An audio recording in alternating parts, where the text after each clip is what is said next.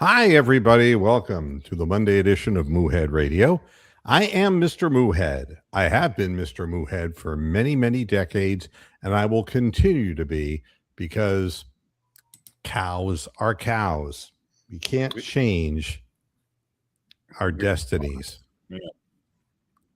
Joining me is the moose, and he is a moose. Oh, yeah. So he has It's that what it going is. for him. Yeah, The big antlers, absolutely.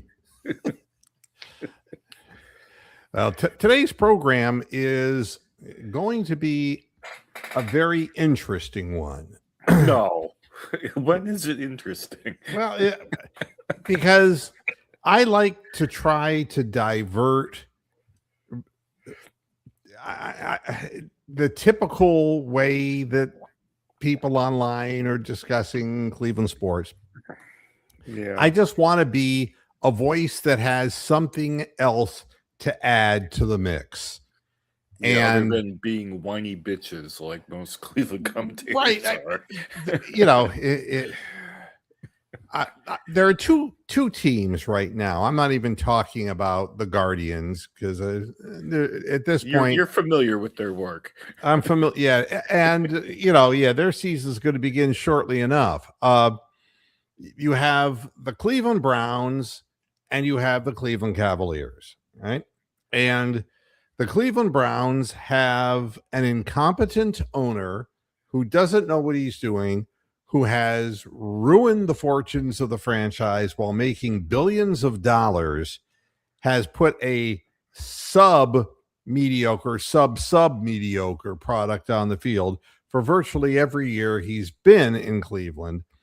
And the team is in a wipeout position right now where they're desperately trying through free agency to try to put together an offensive line because they had a coach and management who allowed the entire offensive line from sheer age alone to turn into pillars of salt. Okay.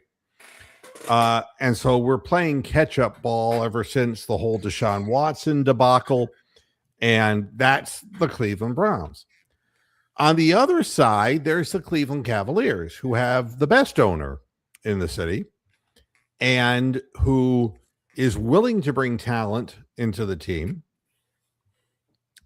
and who has brought, either through the draft or through trades, helpful people who do what they're paid to do. He has brought an entertaining product to Cleveland and has put Cleveland on the map for the NBA in many different ways. And today's show is to explain something that is hard for me to say, but the realities are what they are. The worst organization in Cleveland with the worst owner is trying at this point to build a new dome and to establish more value in his pocket for his team.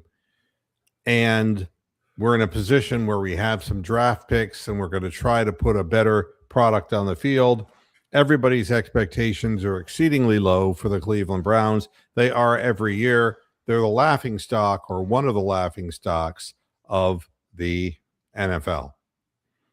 The Cleveland Cavaliers are a team that after last year was expected to make the playoffs, and they're a team that has been the focus of a lot of conversation on the national media front, and not in a totally flattering way.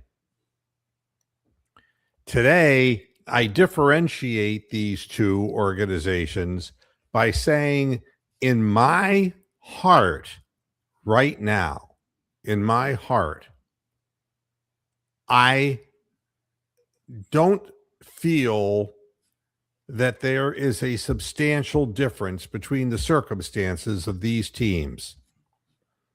I have no more faith in one than I do in the other for different reasons.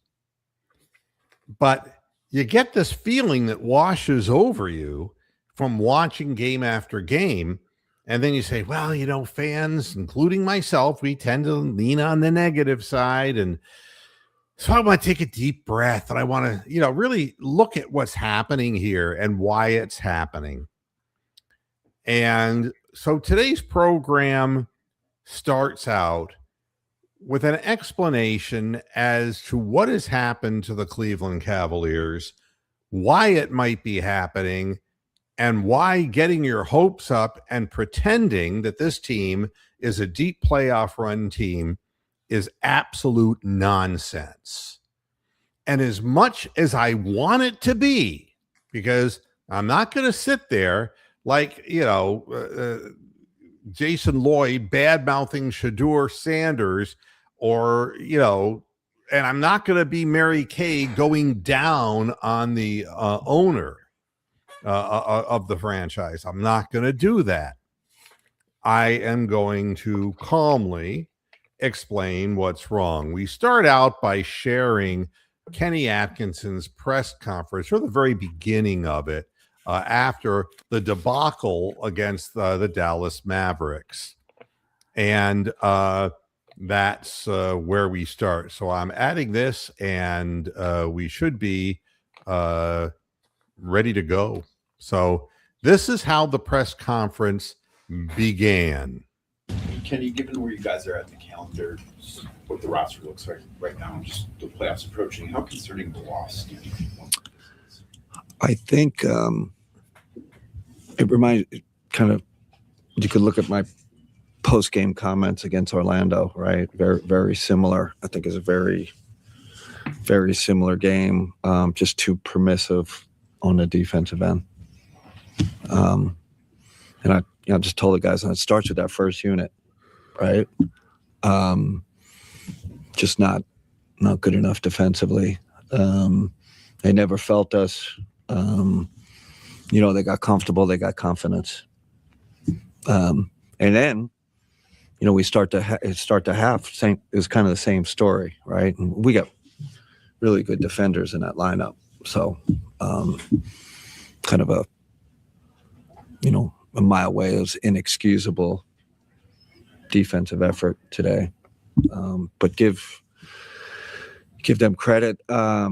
Give Dallas credit. I just thought their energy level was higher, but when your energy level is not there, sometimes you have games where it's not there. You have to use your kind of savvy and experience and be in the right positions. You might not have a game where you're super active, and that happens.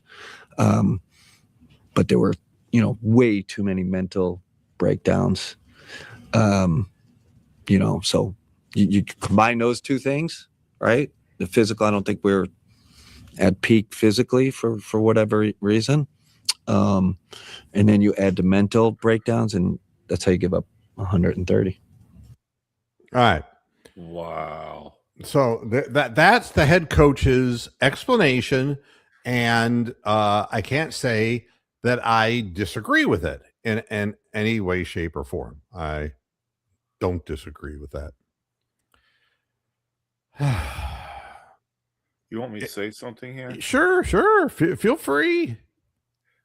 He talks like William Shatner when he's trying to explain something that we all just saw, and we know that it was bad, and they didn't try, and it was a Sunday afternoon game, and they're always shit on Sunday afternoon games.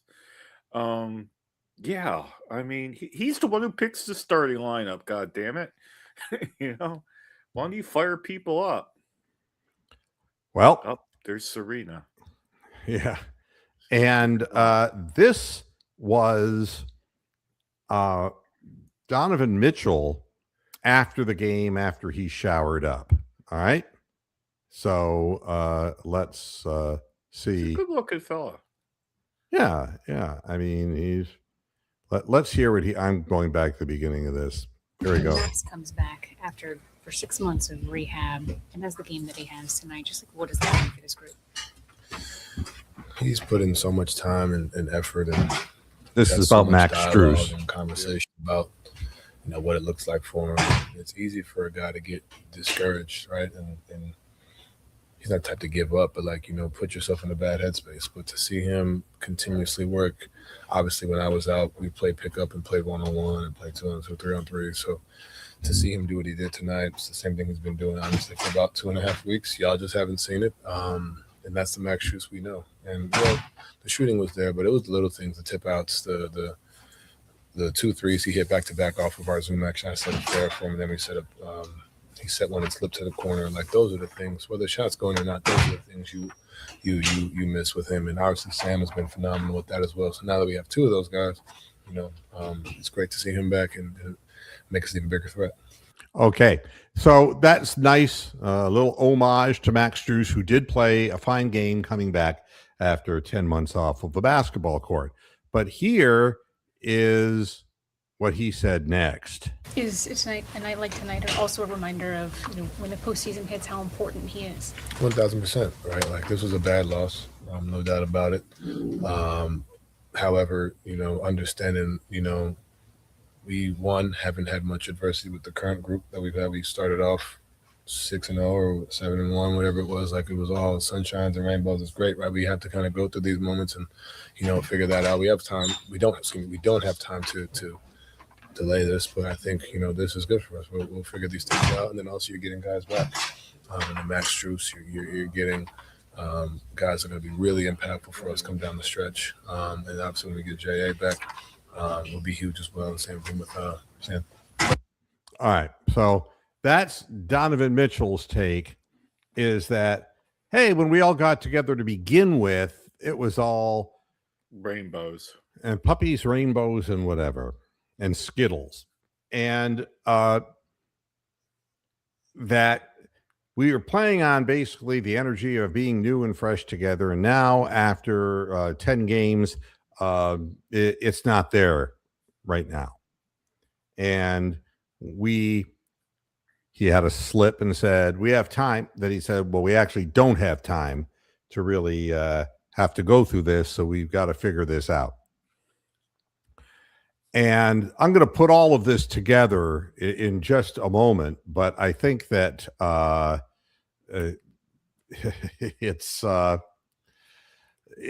this is the hardest part of doing a podcast when you're a fan.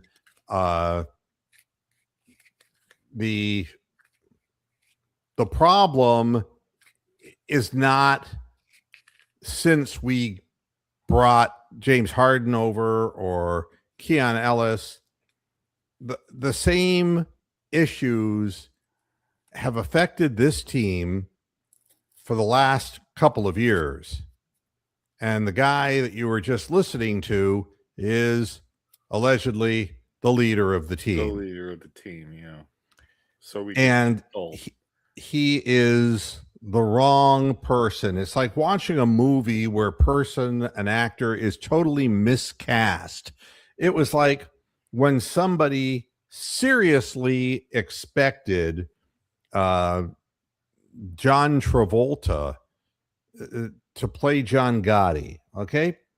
It's like asking somebody to be something that you'd be incredulous to believe it.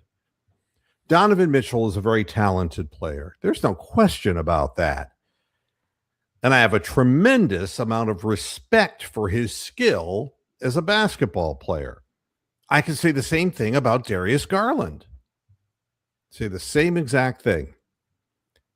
And we have won a lot of games with those 2 on the floor and with the other pieces, Jared Allen and Evan Mobley.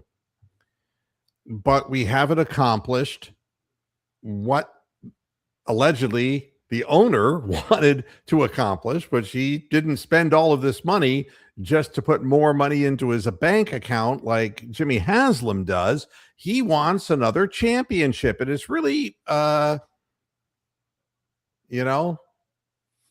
what it is. And anything short of that is going to be perceived as failure. My question is this. If you're looking for talented players, and that's what you do, and you spend a lot of money on talented players who have never won dick when it comes to the ultimate prize of the NBA, you have to start looking at the players involved, and you have to say to yourself, these guys have played for multiple coaches. They've played in a lot of different circumstances with different teammates, and then slowly with more talented teammates, and they fail. Without exception, they fail. Yeah, they fail in the middle of May. And Every time. you have to ask yourself, what's wrong with the picture? So for me, here's what's wrong with the picture. Talented players want to play on talented teams so that they can get help to get into the playoffs and have that fabled run to a championship. People wonder, what is Schroeder doing in Cleveland? Well, he's been in 10 other places before Cleveland, folks. And this was an opportunity for him, hell yes, to get back onto a good team instead of wasting his time in Sacramento or in Atlanta or in the other places that he has been forced to play over the course of time. And this is his chance at playing for a winning team. Problem is that Schroeder never won a goddamn thing either. Let's talk Darius Garland. The people in Los Angeles are thrilled with the way he's playing. The other night, he put 25 points on the board, and he's playing well. Now, he's playing every other game still because his foot isn't completely healed, and they're not confident that it is going to be healed this season. However, he's playing well. But there's no expectation with the Clippers. None whatsoever. And he can get out there and run in an open floor and not be forced into a half-court offense by every team in his conference, because the other teams out there really like running up and down the floor. If the Clippers were truly a team that had hopes of making it in the playoffs, it would be Kawhi Leonard they would depend on, not Darius Garland. Kawhi at least has proven he can do it somewhere many, many moons ago. We don't have anybody on this roster who's proven they can do it anywhere, and not in the primes of their careers, not in the later part of their careers, never. So I sit back and I say, God, that you got to look at the head coach. And he's changing the chessboard like he's running through possible scenarios of how the board could possibly play out. And he's trying to find the right group that plays together. Yeah, he's got like a chess engine, and he's running all the scenarios. And we've said this before, that he's just tinkering and doesn't know his best lineup and doesn't know what starting lineup to put out there. I'll let you finish your thought, and then I will say my thought on what the problem is. Right. So I analyze all of this, put it all together, and there's more. There's Evan Mobley and his inability to suddenly hit free throws, his confidence going down the drain. Just like DeAndre Hunter's confidence went down the drain playing in this situation. Some players are happier, like Karis LeVert, just being able to put up a lot of points on the board. LeVert's hardly playing now in Detroit, but he liked being able to play 30 minutes a night and put up his 17, 18 points. It has earned him a lot of money, and God bless him. He's a professional, and he's got a skill set that is a rare skill set, as every player who really sticks in the NBA can say. They have a real unique skill set. But winning the ultimate games, not just game, but games, to get you into a position where you even have a chance to go into the finals, it requires dedication and not just self-dedication. Donovan Mitchell is a very good example of somebody who has put everything into his game, but he does not make a single player around him better. He's ball dominant. He makes amazing shots. He has amazing penetrating moves, but he never made anyone better around him.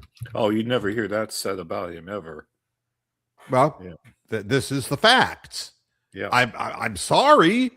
He's a great player. I'm not saying, oh, he sucks. Like a lot of fans are, oh, he sucks now. And no, that's not it. And James Harden. Yep. James Harden is never going to make the people around him better. Never. He never has and he never will. Look at all the teams he's played for. If the ball's not in his hands, what is he doing to make the team better? What is Donovan Mitchell doing if the ball is not in his hands to make his team better? And the answer is nothing. Nothing. They don't play great defense. Exactly. They save all of their energy of what's left in the case For of the Harden, offensive end. for the offensive end. For swim moves and all that shit. And Harden wants to do lazy behind the back passes, and he's turning the ball over, and he wants to put that Harden style on the game. And Harden, I don't. You know what I call that when he does that, the Harden Globetrotter move. Yeah, that's good. He is the Harden Globetrotters.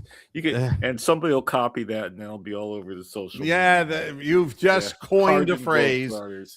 Well, it's fair that you do it this time so you can suffer the indignity when you see some pimple acne laden that's a prick good one. I'm online. use that one on social media to my 50 followers.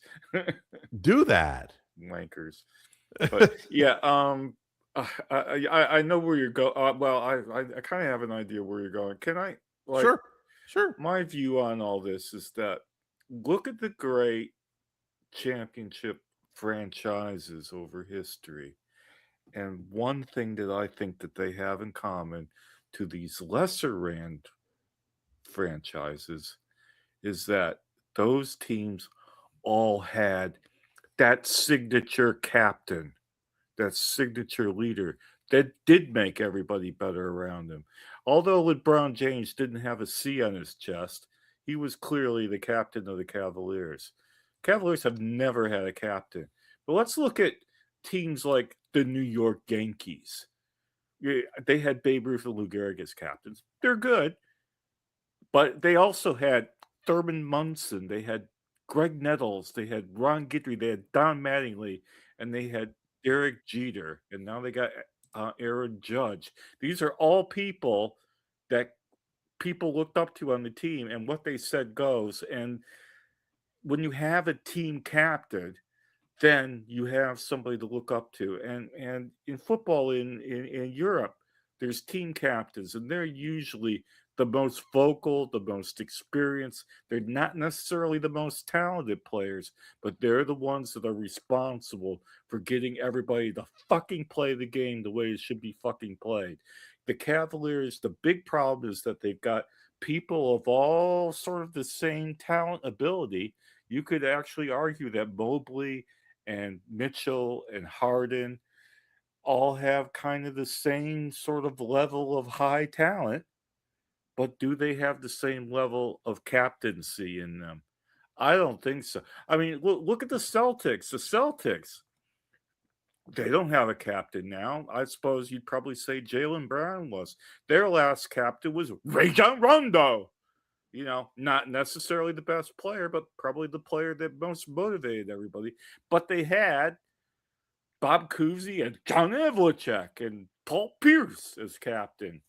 You know, I mean, that's what this team is. Nobody wants to be the real leader. I mean, Donovan Mitchell will come out and say last year that, oh, I'm the leader of the team. Well, tell your team that.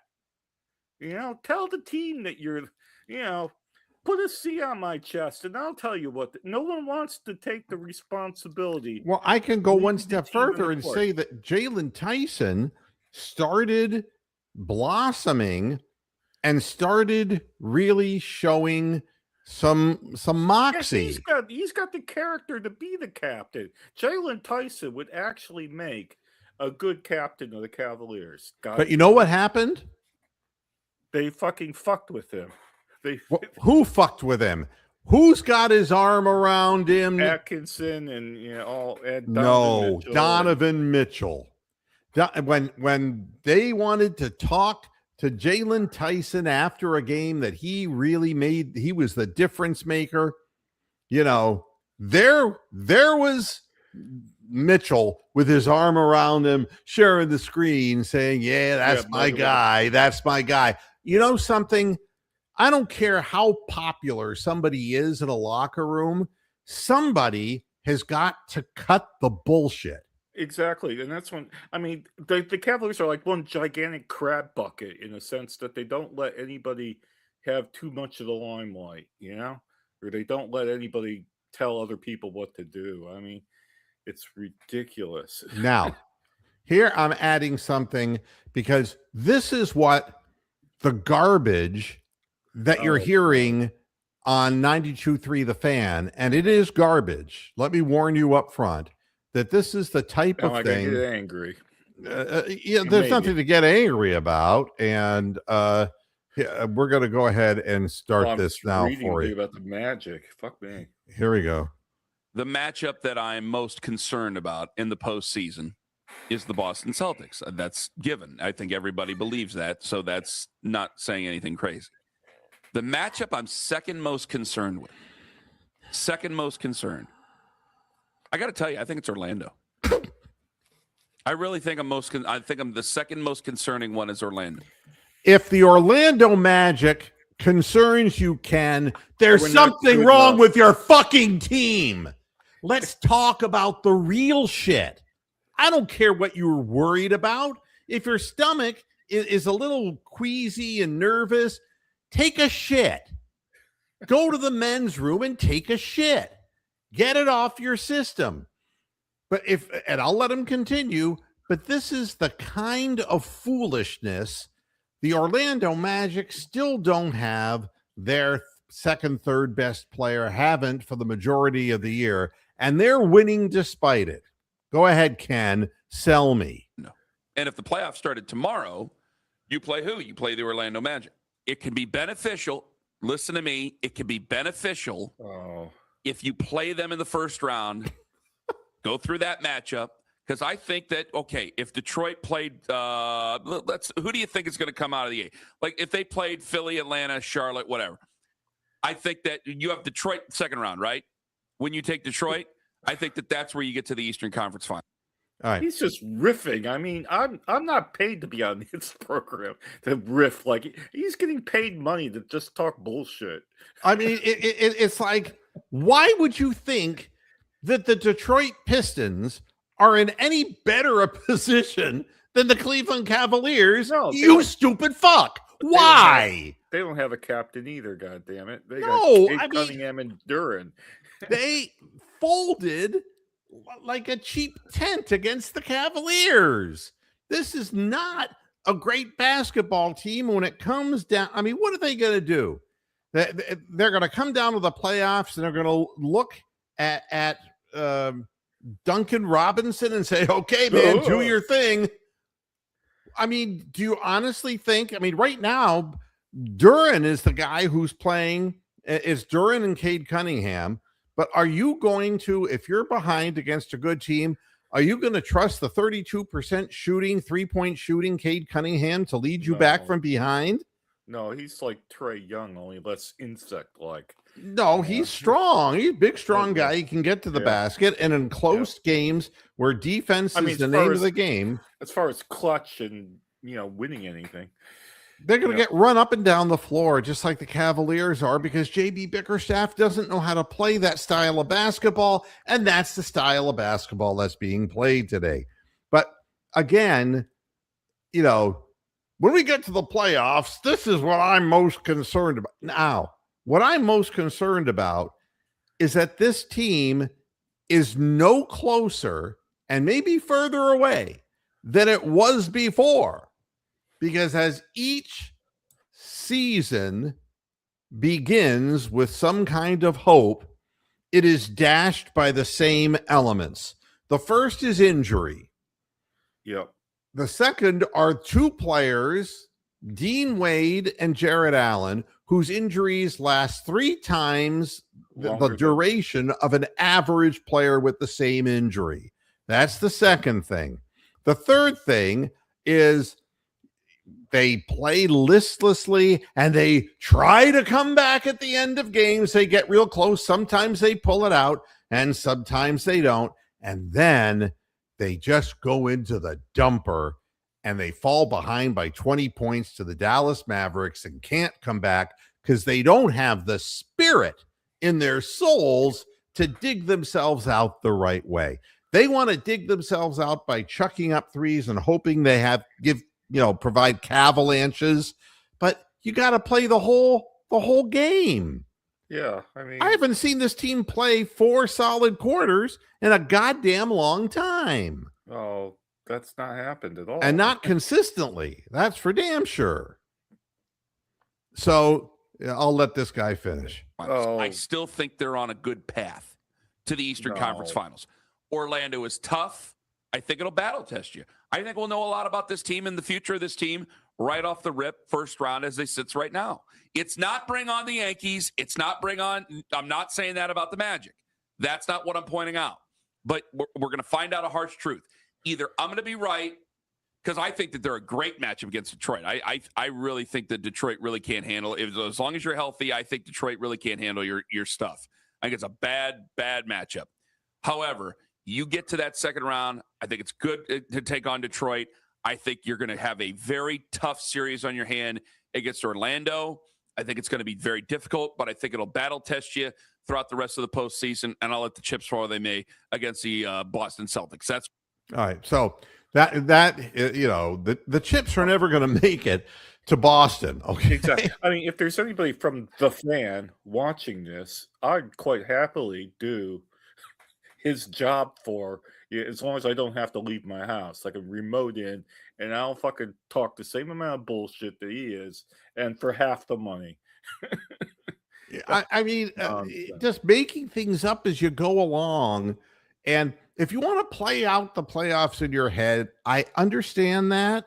I understand, but on what basis do you believe that Paulo Banchero, who can't shoot 3-point shots and could only go to the rim, okay, and you have Suggs, who is as injury prone as any Cavalier who's ever played in history of the organization? Oh, yeah, he's Lonnie Chisenhall.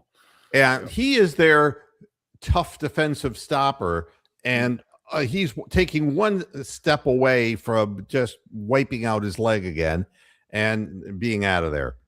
And he can't shoot for shit. Suggs can't shoot a 3-point ball to save his soul.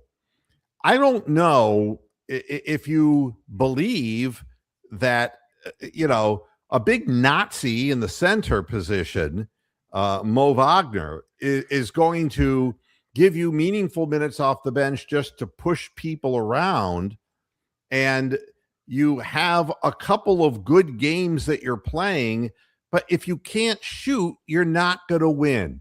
The possessions in the game are so short, the pace is so quick, you can't afford to have a bunch of 30% 3-point shooters on the floor simultaneously, unless you think you can get 2-point shots at will and play rugged defense. Nobody has ever told me in all of my time of doing this program that the Orlando Magic are what this guy just said. They're defensively tough. Fuck that. No. Where does this come from? I mean, do you watch these games? No. Oh, yeah, there's just no truth to it whatsoever. So the problem is not in our stars, it's in ourselves. And the Cleveland Cavaliers, in a non-Shakespearean way, they have caused their own demise, more like a Greek tragedy, like Othello. They just, and some people say, well, they're soft. What I will tell you is this: everybody on the team is soft because nobody is stepping forward to take Yes. over a role that is necessary in the Yeah, organization. there's nobody taking responsibility. Donovan Mitchell didn't take responsibility. Atkinson didn't take responsibility, and you can't expect the young kids to take responsibility because Right. there's a character flaw in this team, big time. For a That's lot of what it teams, is. there's a lot of players who were great players in the NBA. But they're not great leaders. That's just it. And for the people who out there who are just going to watch this after the program's live, which is like 98%, 90%. yeah, you want to talk shit about LeBron James when he's the only one who delivered. I mean, do you really think that when Shaq was with the Cavs, he was a fucking boat anchor? Please. I mean, LeBron James carried everything on his broad shoulders, and he delivered a championship. And he told people what he wanted, out of them. On the team. You'd want out too if you were LeBron. You'd want to take your talents anywhere that he wanted help. He didn't want to carry Donyell Marshall. He didn't want to have to carry Eric Snow. He didn't want to have to keep. Yeah, he didn't want to have to keep dealing with gambling Damon Jones. He didn't want that. He wanted to go where he could be with D. Wade. He wanted to be. Now the name slipped out of the back. Chris Bosh. Yep. He wanted. He wanted to be one of three. Just like, hey, I just want to get out of a vacation, man, because the weight on my shoulders of carrying the entire Northeast Ohio population, it's exhausting. And it's exhausting, Mark. I'm tired of carrying if you don't understand that, you just do the Ironside voice for that. Like, Mark, I'm sick and tired of carrying the entire population of Northeast Ohio. With my leg problem, which is not really a problem, I can't walk at all. I couldn't carry Ashtabula's population. So, yeah.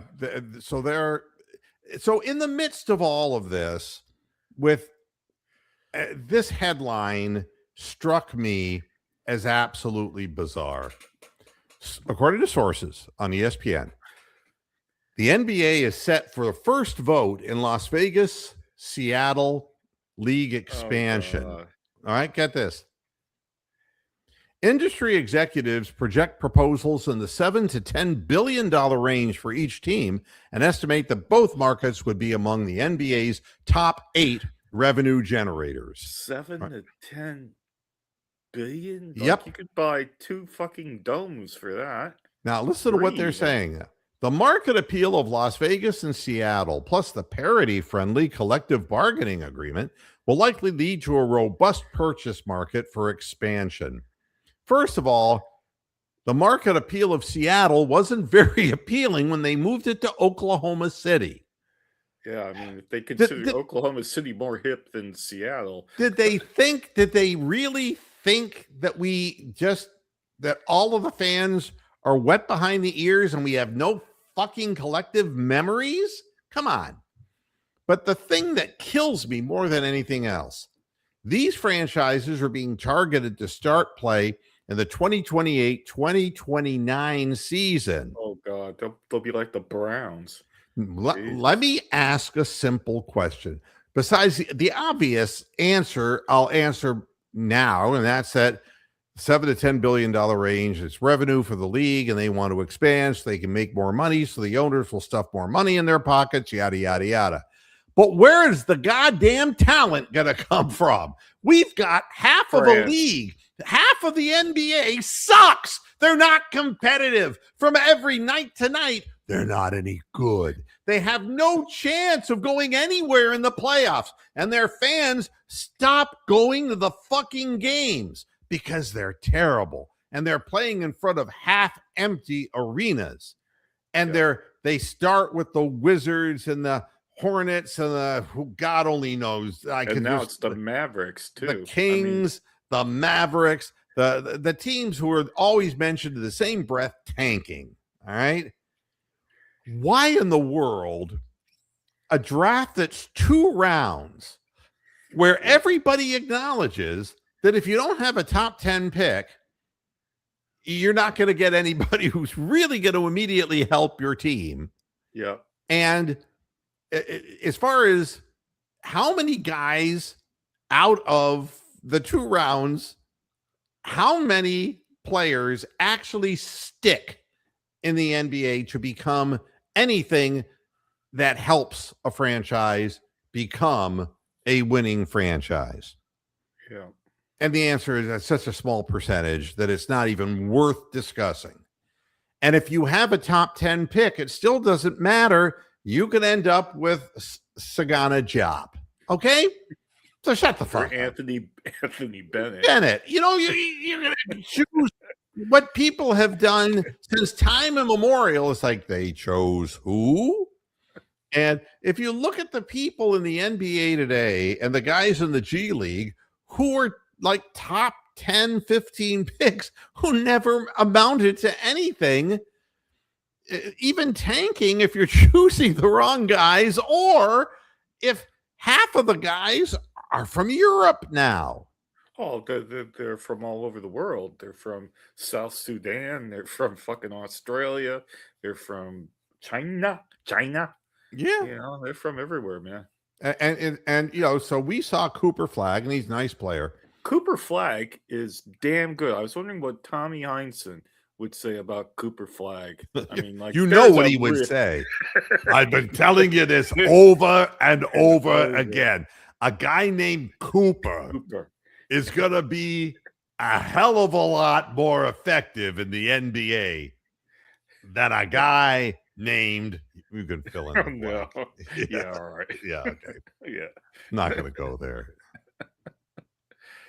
Oh, So he's the real deal, man. I was like wondering what all the fucking hype was, but seeing him yesterday, he made mincemeat out of the weak sauce Cavalier defense. He just fucking pummeled our ass, raped us on a Sunday. So yeah, I don't know so you're going to put 2 more teams in the league when half of the teams are failing in the league as far as success is concerned. Yeah, I mean, having 30 team leagues is just nonsense because of the mismatching of the it's not the right sort of even number. You need like 32 or 16 or whatever. But what they should desperately have in American sports is relegation, where you have a top division of 16 teams and you have a lower division of 16 teams and you have movement between the two, and those teams all just play their own 16 in their division. And that would make it so much more entertaining, but nobody wants to do that because the lesser franchises would get lesser money. And yeah, it's all about stuffing money in the pockets of the owners. That's what this is all about. It's what it's always two G League team, all-star G League teams, one in Vegas and one in fucking Vancouver or somewhere. You know, I mean, what is the fucking point? Well, I mean, well, the NFL's already starting to reach out to Europe, for God's sakes. You know, how about the Warsaw Poles? The Warsaw Poles, yes. I mean, this has to end somewhere, but the product is too thin. Yeah, I mean, it gets back to a general point that there is no such thing as infinite growth. You know, like, we're going to grow our GDP 3% forever. Well, it's not going to happen. Everybody, every corporation, every business, every industry, NBA, NFL, they all run up against a wall where you cannot grow any further, you cannot market any further, and you cannot go beyond what you have, and then you start declining. That's And it's I a don't finite. understand what Terry Williams is saying. Why would you say, We I'm- are. get off my lawn? I don't understand. And what he said before is these and I think he means guys, will destroy any teams from the 70s, 80s, and 90s. How about the idea that the coaching sucks? All right, let's talk about that, Terry Williams, 4441. He's not wrong on that. Did I say that teams from the 70s, 80s, and 90s could beat today's teams? I didn't say that. No. So you're putting words in my mouth. In fact, I'm saying that the players are incredibly talented. Yeah, But and the- they got so much more medical and dietitian advice, and they're not all boozing after every game. And it's why the draft is as shallow as it is, because it's harder to make the NBA to crack through than it used to be. I mean, there was a time when a guy like the guy from the Spokane College, what's the school up there, the college that was ranked in the top? Gonzaga. It's like getting Morrison from Gonzaga. I mean, the guy was a fucking Muppet. All right. That's what my feeling is about, mid-major, that kind of, college basketball player isn't going to have a chance because it has become an elite skill set.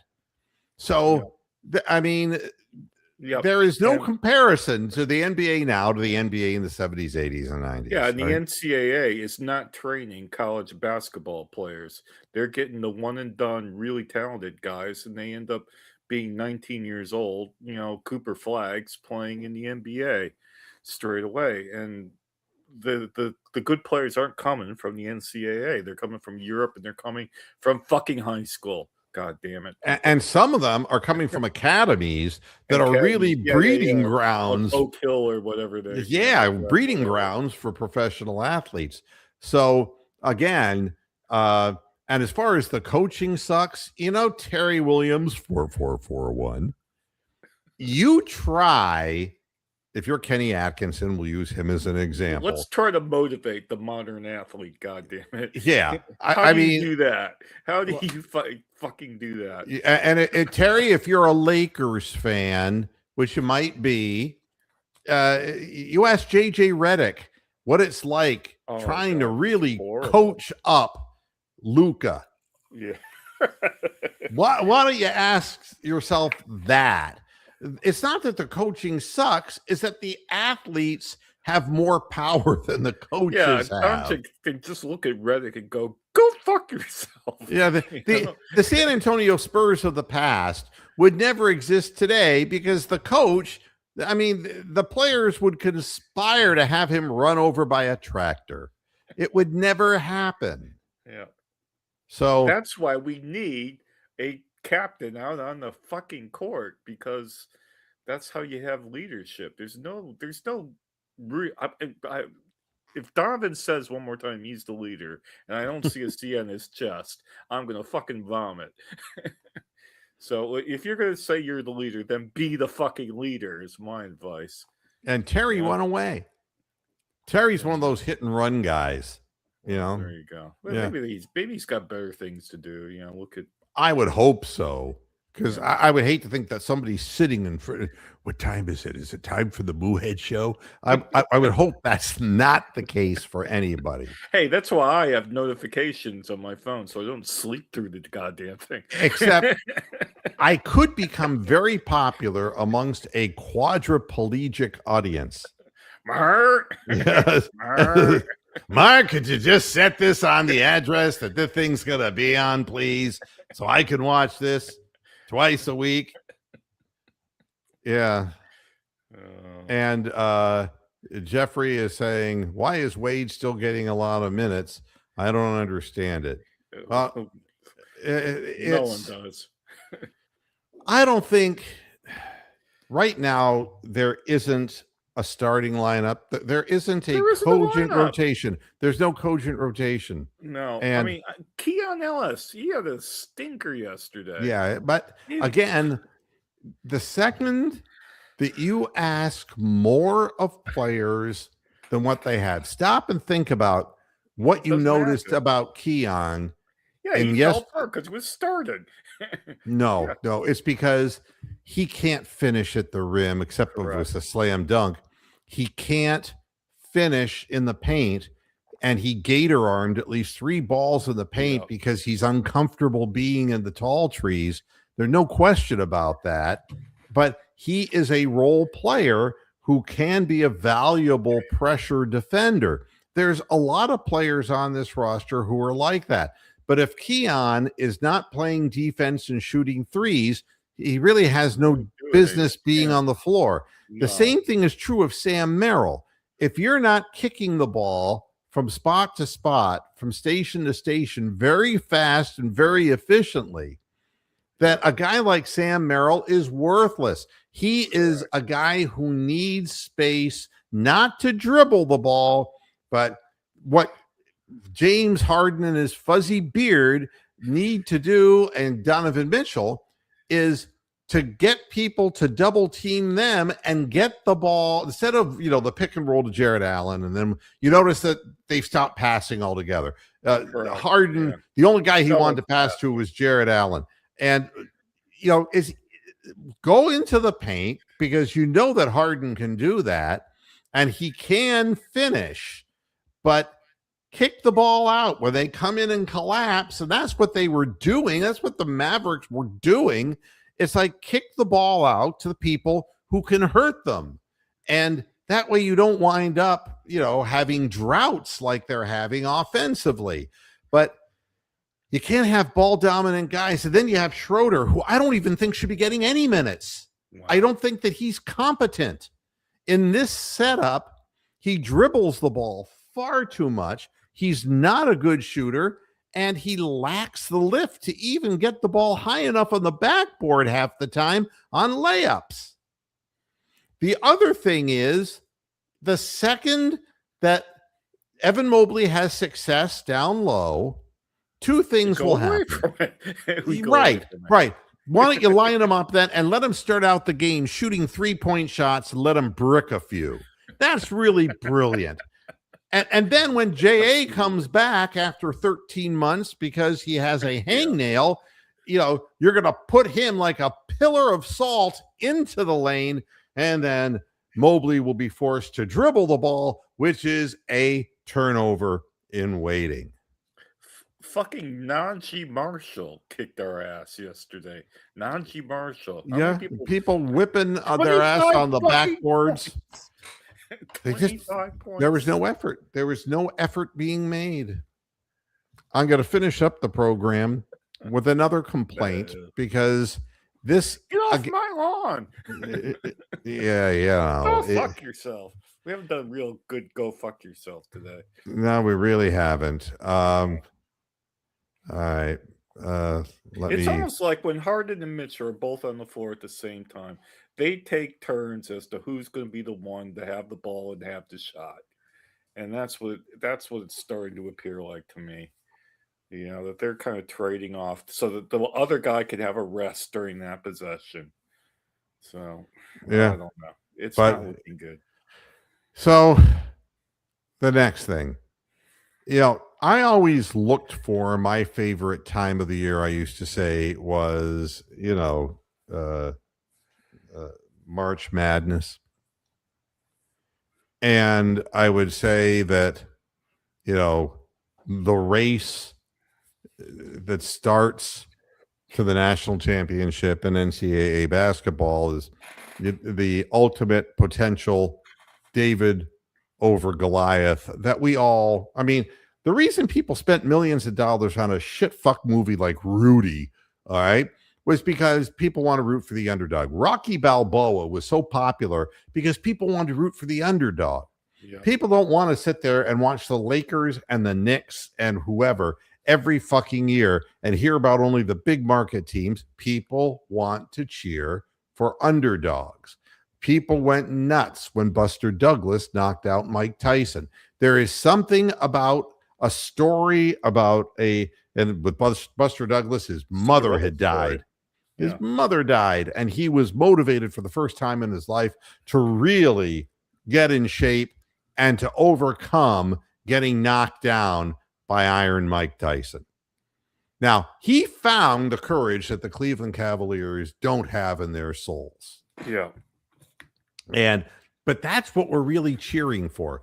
What we're cheering the championship for LeBron James isn't just LeBron James. People get confused. It's like Kyrie hitting the big shot. It was like Caleb moving his feet and staying with Steph Curry in those closing seconds to prevent him from launching a significant three-point shot. Yeah, it was J.R. Smith and Shumpert playing out of their skin. Yeah. And it wasn't LeBron down the stretch who took the game over offensively. He made an incredible blocked shot that helped them win in a different way. But everybody contributed. And even on that play, J.R. Smith he delayed that layup. Yeah. Just, Iguodala's layup. Yeah, got in the way of him, yeah. Just long enough so that LeBron could get in there and knock that ball before it hit the backboard. We cheer for underdogs. And the reason that the USA amateur hockey teams win over the Soviet Union was such a big deal was because of that. We want the little guy to have a break. But see, we're living in a different time now. And we have leadership, we have government people. Everything is done for the big guy.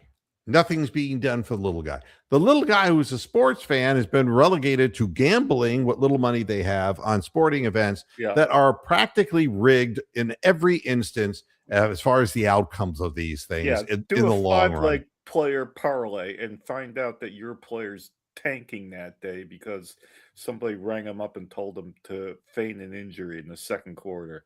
Yeah. You know? That's what you're betting on. and for me, it's like I want to see the little schools in the NCAA tournament. And, to me, I was an alumnus of Miami of Ohio. And it was great seeing them finish the season out undefeated, but then they lost in the MAC playoffs.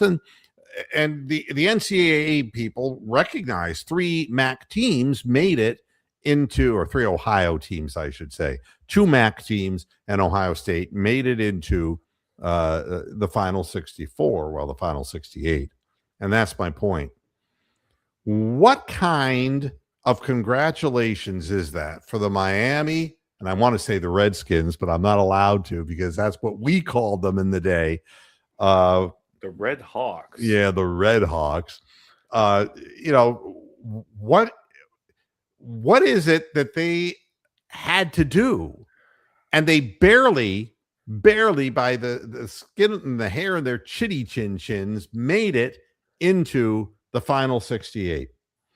And they're rewarded for this great season that they had coming out of the MAC by being one of 4 teams who are part of a play-in tournament. They get to play an extra game and tire themselves out for when they play against a 5 seed or whatever it is, 11-5, I think it is. Or don't the big schools have enough of an advantage as it is? No, they have recruiting advantages, and I love what the people are saying. Well, Miami of Ohio, they don't have the players. Of course they don't have the players. They don't have the budget. They can't recruit people like Duke can. Get over it. Well, I mean, what's the matter? People are cheering a war where innocent people are being bombed. I don't get it. It's like the big guy. And it's like, God almighty. What happened to the spirit of the way we view our athletics that we just want the big guys to win all the time? Yeah. And and I looked at the brackets, and the teams are going to get wiped out because now the differential between the big schools, the well-funded schools, and the little guys is an impossible gap to close. Yeah. You would be hoping for one game where a team could pull a great upset, but you're not going to look at this team's going to go through 4 games in the tournament and they're going to knock off one big team after another. It's never going to happen. Yeah, they got to play 6 games to win. And in Miami's case, 7 games. It's not going to happen. I mean, for anybody who cares, I've picked Michigan to win the tournament, and I'm a life member of the Ohio State Alumni Association. So that's what I think is going to happen. If you want to watch the Miami Redhawks play, all right, and this will tell you everything you need to know. They're playing SMU, and SMU's favored to win. And I watched my Redhawks play this year. They were fun to watch. They were great 3-point shooters, but they just don't have the athletes. Plain and simple, they can't compete on the big stage. But the stage that they occupied, they did what they had to do. And SMU isn't the world's greatest team either, but they have a higher caliber of athletes. Yeah, they got money to spend on NIL, whereas Miami of Ohio would not. But if you want to watch that game, you know how you can watch it? How can you watch it? I think it's on tomorrow night. Yep, sure is at 9:15 p.m. For all you, if you're interested in Ohio sports, the Redhawks play SMU at 9:15 on True TV. God damn! Is that like when Turner's like 5th channel, like TNT 8 or something? Yeah. Wow. You're relegated to absolutely nothing. Wow. I just, for the life of me, it's like, what is the reward? So the guys on that team will grow up to be accountants or whatever they're going to be in life, and they'll always be able to remember the undefeated season. But it's kind of like you get to the tournament, which is the big dream of being in the dance, and you turn on the show to see where you're in the bracket, right?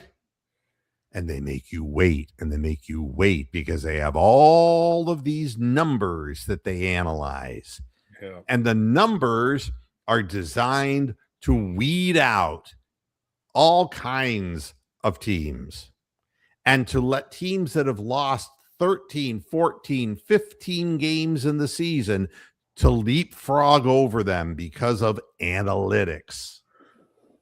That's what it's all about.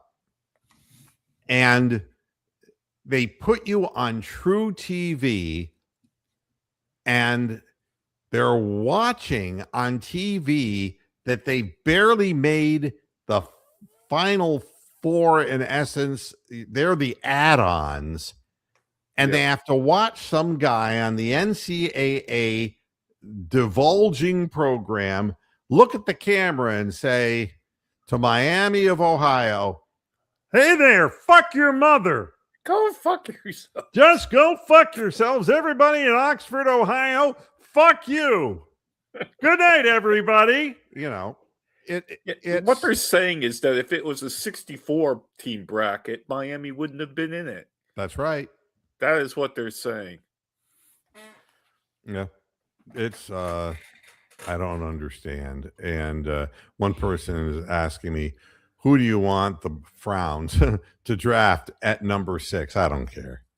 Yeah, they got to get a wide receiver. I mean, if they're, I don't want them to get a quarterback. We don't need a quarterback because we've got 3 people to choose from. And if those 3 aren't good enough, then you just have to live by the sins of the organization because we don't have a proper quarterback. But God damn it, if you don't have wide receivers who can catch the fucking ball, you're never going to get a quarterback.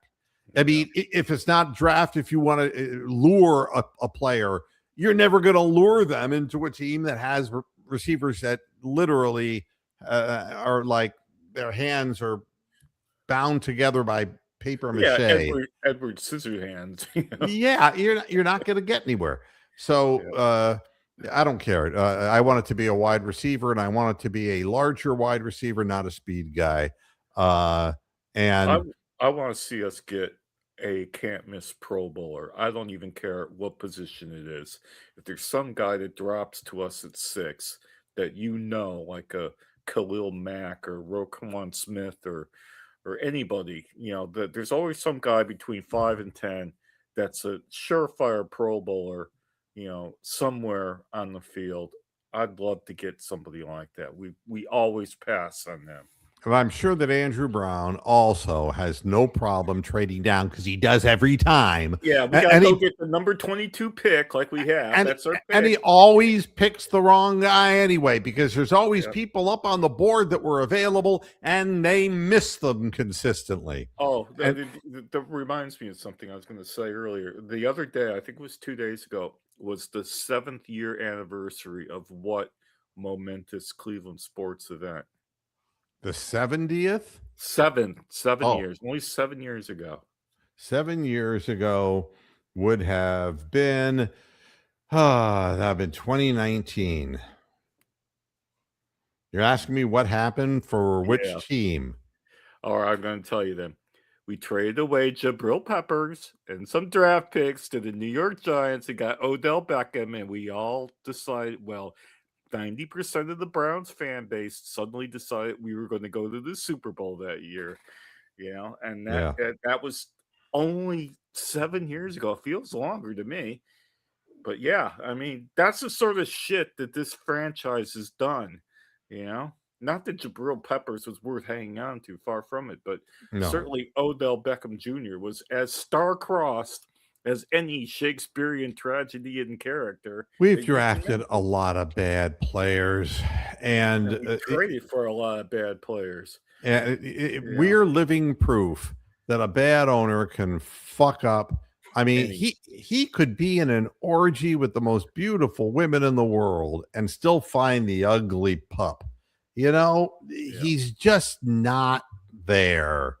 And I don't know what the problem is, because I'm not inside that. He wasn't there. It's when he's actually in the room and he gives his approval for draft picks. That's when it goes wrong, So I've said everything I want to say, and it's not that I want to be a negative Nelly here or a Debbie Downer. The Cavaliers to me are a team that doesn't have a leader. Yeah, they lack character. They fucking lack character in a big, fat, furry way, man. And to tell you how bad it is, there isn't a player on the Cleveland Cavaliers roster that can compare in leadership to Jalen Brunson in making big plays when necessary, or even a healthy Hart off the bench to play the big, dirty defensive minutes. We've got not even that. And the Knicks have no chance of winning the championship at all. So and I know that Detroit is trying to swell up its chest and say they have some tough guys, but how tough are they when they really go up against good teams? And will they be able to, and that's the word, Ron Shane. The word is accountability. Yeah. Who is going to stand up and be the leader of men amongst men and tell people, your daughter's ugly? Who's going to give them the horrible truth about their situation? That's exactly what it takes. We're not playing the Washington Generals, and we're not the fucking Harden Globetrotters, I mean, we gotta. This is a real league with a real game, and it's not a show, man. We just need to be serious and get in people's faces. All right, everybody. I appreciate the people who come and watch the live program. We love you. And I also thank I thank everybody who watches the archives. Feel free to people who don't watch us, go fuck yourselves. Feel free to comment on the programs or say whatever you want to say. If you want to say that, get off my lawn. If that makes you hard, then that's good. Whatever it is that makes you happy, I'm good with it. I'm just grateful after 25 plus years to still be broadcasting and to still be here. And if I'm looked upon as being the old and gray guy of the bunch, that just means that I've survived. Yeah, we've seen a lot of shit. And So- and as far as lawns go, you're in a gated community, and I have 13-foot stone walls over my lawn. So you're not gonna fucking get on my lawn in the first place. So And I totally agree with that. So, everybody, have yourself a good rest of your Monday. Enjoy your week. We'll be back again on Friday. And we'll see what happens because we have a road trip with the Cavaliers. I think it's going to fall apart.